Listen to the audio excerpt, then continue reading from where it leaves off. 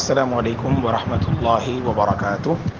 محترم فارغات اور معزز طالبات، آج ہمارا موضوع ہے عشرہ مبشرہ میں سے حضرت علی بن ابی طالب رضی اللہ عنہ، جو رسول اللہ صلی اللہ علیہ وسلم کے چچیرے بھائی اور آپ صلی اللہ علیہ وسلم کے داماد، اسلام کے چوتھے خلیفہ، عشرہ مبشرہ میں سے ایک، اور عمر بن خطاب رضی اللہ عنہ نے جن 6 صحابہ کو منتخب کیا اصحاب الشورى میں سے، ان میں سے ایک، اور بچوں میں سب سے پہلے اسلام قبول کرنے والے حضرت علی بن ابی طالب رضی اللہ عنہ۔ آپ کا نسب نامہ ہم دیکھتے ہیں تو اللہ کے نبی سے یقیناً ملتا ہے، علی بن ابی طالب بن عبد المطلب بن ہاشم بن عبد مناف، اور آپ کی جو والدہ ہیں وہ فاطمہ بنت اسد ابن ہاشم، فاطمہ بنت اسد ابن ہاشم۔ اور اہل علم نے لکھا ہے کہ ہاشمی خاندان کی یہ سب سے پہلی خاتون تھیں جو پیدا ہوئیں، یعنی آپ کی والدہ فاطمہ رضی اللہ عنہا اسلام قبول کرتی ہیں، مدینے کی طرف ہجرت کرتی ہیں، اور اللہ کے نبی کے دور ہی میں وفات پا جاتی ہیں آپ کی والدہ۔ اور آپ کے بھائی حضرت علی رضی اللہ عنہ کے بھائیوں میں مرد حضرات میں طالب، عقیل اور جعفر رضی اللہ عنہم، یہ آپ کے 3 بھائی تھے، طالب، عقیل اور جعفر۔ اور آپ کی بہنوں میں ہند، جو ام ہانی سے معروف ہیں، جمانہ، پھر ایک اور ریطہ، پھر ایک اور اسما، ہند، جمانہ، ریطہ اور اسما، یہ آپ کی بہنیں تھیں۔ اور ابو طالب کے سب سے چھوٹے لڑکے تھے علی رضی اللہ عنہ۔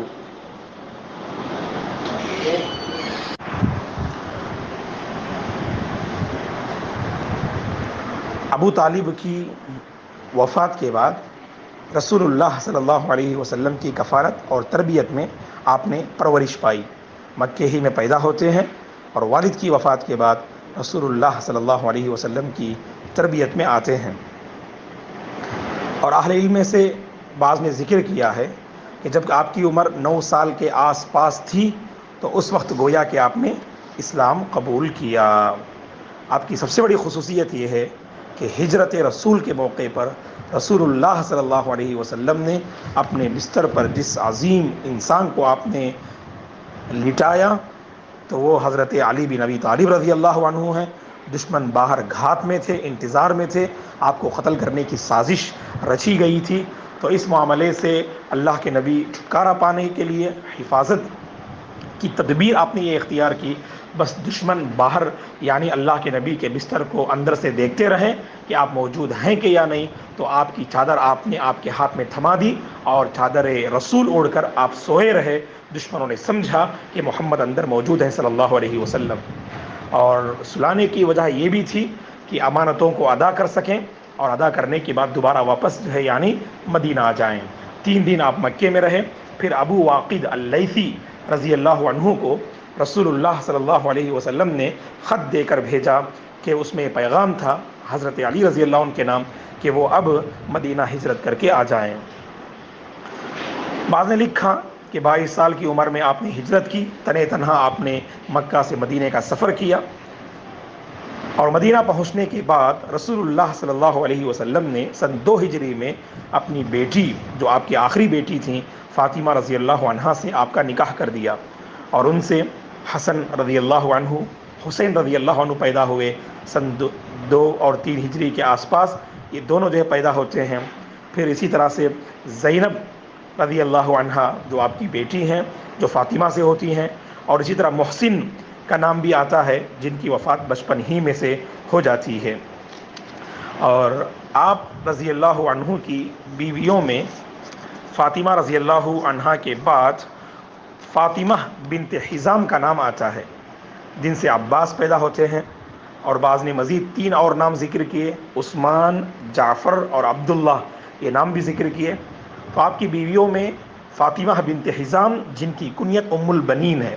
عثمان رضی اللہ عنہ کی بیویوں میں بھی ایک کا نام ام البنین بنت عیینہ ہے، وہ یہ فاطمہ بنت حزام ہیں، یہ جو ام البنین سے معروف تھیں. اور ان سے عباس پیدا ہوتے ہیں، اور بعض نے عثمان، جعفر اور عبداللہ تین جو ہے مزید بیٹوں کا نام بھی ذکر کیا. اور اسی طرح سے ایک اور بیوی تھیں آپ کی لیلہ بنت مسعود، جن سے ابو بکر اور عبداللہ پیدا ہوتے ہیں. ایک اور آپ کی زوجہ محترمہ تھیں جو بڑی عظیم صحابیہ ہیں، جن سے پہلے اللہ کے حضرت جعفر رضی اللہ عنہ نے نکاح کیا. ان کی شہادت کے بعد حضرت ابو بکر نے نکاح کیا، اور حضرت ابو بکر کی وفات کے بعد حضرت علی رضی اللہ عنہ نے نکاح کیا. وہ کون ہیں؟ اسماء بنت عمیس ہیں. اور ان سے ایک لڑکی اور ایک لڑکے پیدا ہوتے ہیں. لڑکی کا نام ام یحییٰ رکھا اور لڑکے کا نام عون رکھا. ایک اور آپ کی بیوی ہیں ام حبیبہ بنت زمعہ جن سے عمر اور رقیہ پیدا ہوتے ہیں. ام حبیبہ بنت زمعہ جن سے عمر اور رقیہ پیدا ہوتے ہیں. ایک اور آپ کی بیوی تھیں ام سعید بنت عروہ، ان سے رملہ پیدا ہوتی ہیں اور الحسن بھی پیدا ہوتے ہیں. پھر ایک اور بیوی تھیں آپ کی امامہ بنت ابی العاص، جو زینب رضی اللہ عنہا کی بیٹی تھیں. اللہ کے نبی کی نواسی ابو العاص رضی اللہ عنہ کی بیٹی امامہ رضی اللہ عنہا سے بھی نکاح کرتے ہیں، اور ان سے ایک لڑکی ہوتی ہے، ان کا نام ام محمد ہے. پھر ایک اور سے نکاح کرتے ہیں آپ خولہ الحنفیہ سے نکاح کرتے ہیں، ان سے محمد الاکبر پیدا ہوتے ہیں. یہ آپ کی زوجات کی مختصر جو ہے تفصیل رہی. آپ علی رضی اللہ عنہ کی خصوصیت یہ تھی کہ اللہ کے نبی اکثر آپ کو سفیر بنا کر بھیجتے تھے. سفیر بنانے کا مطلب داعی دین اور اسلام کے ترجمان کی حیثیت سے مختلف آس پاس کے علاقوں کی طرف آپ حضرت علی رضی اللہ عنہ کو روانہ کرتے تھے. بیعت الرضوان میں بھی آپ شریک رہے. آپ عشرہ مبشرہ میں سے ہیں. دنیا ہی میں اللہ کے نبی نے آپ کو جنت کی بشارت دی. داماد رسول تھے. ایک مرتبہ اللہ کے نبی نے آپ سے فرمایا انت منی بمنزلت ہارون من موسیٰ الا انہ لا نبی بعدی. اے علی، جیسے موسیٰ علیہ السلام کے پاس ہارون کا مقام و مرتبہ تھا علیہ السلام کا، تو اسی طرح سے آپ کا میرے نزدیک جو ہے یہی مقام و مرتبہ ہے. جیسے موسیٰ کے یہاں حضرت ہارون علیہ السلام کا مقام و مرتبہ تھا، تو اسی طرح سے آپ میرے نزدیک مقام و مرتبہ رکھتے ہو، الا یہ کہ میرے بعد کوئی نبی نہیں ہے، نبوت کا سلسلہ نہیں ہے. تو یہ آپ نے آپ کے حق میں فرمایا. اور حضرت عمر رضی اللہ عنہ کے حق میں بھی آپ نے فرمایا اگر میرے بعد کوئی نبی ہوتے تو وہ عمر ہوتے. آپ رضی اللہ عنہ کی سب سے بڑی ایک اور خصوصیت یہ ہے، آپ شجاعت و بہادری میں بہت معروف و مشہور تھے. غزوہ بدر میں ولید بن عتبہ کا کام تمام کیا. ولید بن عتبہ جیسے سرکش کافر کو آپ نے قتل کیا، اور 20 سے زائد مشرکین کو آپ نے ختم کیا اور قتل کیا جنگ بدر میں.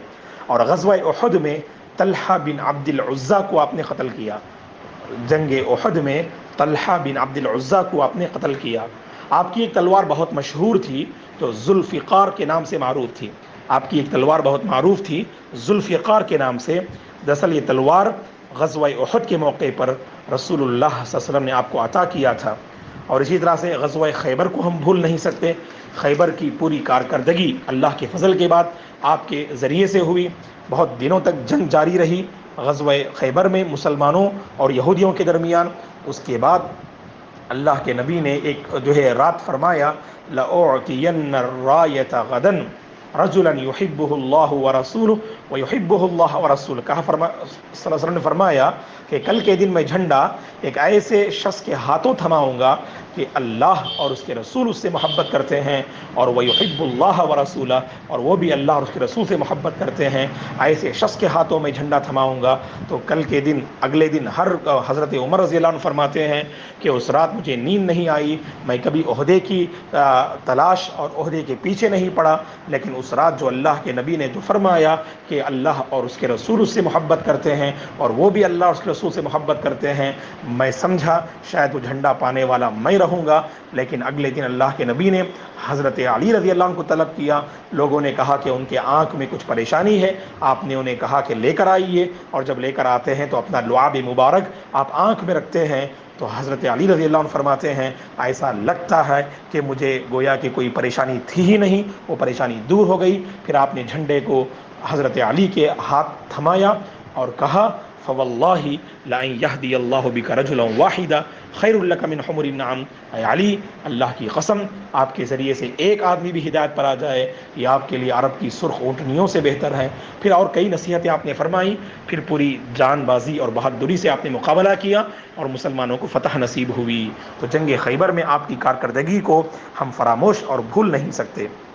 اسی طرح آپ کی ایک اور خصوصیت یہ تھی کہ آپ قضا میں بہت معروف تھے. سبحان اللہ، لوگوں کے درمیان فیصلے کرنے میں بہت معروف تھے، قضا کے اصول و ضوابط سے اور قضا سے متعلق. قضا کا مطلب فیصلہ کرنا. قاضی صاحب کیا کرتے ہیں؟ قضا کرتے ہیں، فیصلے کرتے ہیں. تو گویا کہ بہترین قاضی تھے امت کے آپ رضی اللہ عنہ. اور سخاوت میں بھی بہت معروف تھے آپ کے جود و سخا اور اللہ کی راہ میں فیاضی کے چرچے بھی صحابہ اکرام کے مابین تھے. اور اسی طرح سے آپ بچپن ہی سے بہت سارے مصائب سے گزرے. بچپن میں والد کو آپ نے کھو دیا اور بہت ساری آزمائشوں سے آپ گزرے. بچپن میں آپ نے اسلام قبول کیا تو سری دعوت کے مرحلے میں، اس کے بعد شیب ابی طالب میں، کئی ایک مراحل میں مکی دور میں آپ مسلمانوں کو جو برابر تکلیفیں دی جاتی رہیں تو ان میں آپ برابر شریک رہے، صبر کرتے رہے آپ رضی اللہ عنہ. اور تہجد کے بڑے پابند تھے. اور آپ کے بہت سارے اقوال معروف و مشہور ہیں. ان میں سے بعض اقوال اللہ رحم کرے شیعہ حضرات نے نیٹ میں جو پھیلا کے رکھا ہے، تحقیق کر کے اقوال کو لینا چاہیے. اگر ایسے اقوال جو آپ کی طرف منسوب نہیں ہیں تو آپ انہیں جو ہے نقل کرنے سے پرہیز کرنا چاہیے. بعض اقوال جو آپ کے بہت معروف ہیں، جیسے آپ کہا کرتے تھے العلم خیر من المال، العلم خیر من المال، علم مال سے بہتر ہے. آپ یہ بھی کہتے تھے الایثار شیمت الابرار، الایثار شیمت الابرار، یعنی قربانی دینا یہ نیک لوگوں کی پہچان ہے، نیک لوگوں کی عادت ہے. اور آپ یہ بھی کہتے تھے الصبر صبران، صبر کی دو قسمیں ہیں، صبر علی ما تکرہ وصبر عما تحب، کہ جس کو تم ناپسند کرتے ہو اس پر بھی صبر کرو اور جسے تم چاہتے ہو اس پر بھی صبر کرنا چاہیے. المہم بڑے عظیم صحابی تھے آپ رضی اللہ عنہ، اسلام کے چھوٹے خلیفہ تھے. آپ نے سن 30/5 ہجری میں عثمان رضی اللہ عنہ کی شہادت کے بعد خلافت کو سنبھالا. 30/5 سے 40 ہجری تک آپ مسلمانوں کے مابین خلیفہ کی حیثیت سے رہے. بہت ساری پیچیدگیاں آپ کی خلافت میں آئیں، کیونکہ جیسا کہ میں نے کہا عثمان رضی اللہ عنہ کی شہادت اس امت کے لیے بہت بڑا فتنہ تھا. یعنی آپ کی شہادت کے بعد امت نے بہت سارے فتنوں کو جنم دیا. ان میں سر فہرست عبداللہ بن سبا نامی یہودی نے اس امت کی شیرازی کو، اس امت کی جماعت کو یعنی بکھیرنے کی، منتشر کرنے کی اس نے کوشش کی. اور ایک طرف خوارج کا فتنہ تھا، دوسری طرف حضرت علی رضی اللہ عنہ کی مؤیدین شیعی حضرات کا فتنہ تھا. تو ان دونوں فتنوں نے امت کو غلط جو ہے راستے کی طرف لے جانے میں یعنی اہم رول ادا کیا. اور خود علی رضی اللہ عنہ کے ساتھ معاملہ یہ ہوا کہ جن پہ آپ نے تکیہ اور بھروسہ کیا تھا، مدینہ سے نکلے تھے کوفہ تاکہ کوفہ والے آپ کا ساتھ دیں گے، لیکن کوفہ والوں نے دھوکے سے آپ کو قتل کر دیا. نماز فجر میں جب آپ مصروف تھے تو اس موقع پر نماز فجر کے وقت عبد الرحمن بن ملجم نامی شخص نے ایک زہریلے تلوار کے ذریعے آپ پہ وار کیا، جس کی وجہ سے آپ رضی اللہ عنہ کی شہادت ہوئی.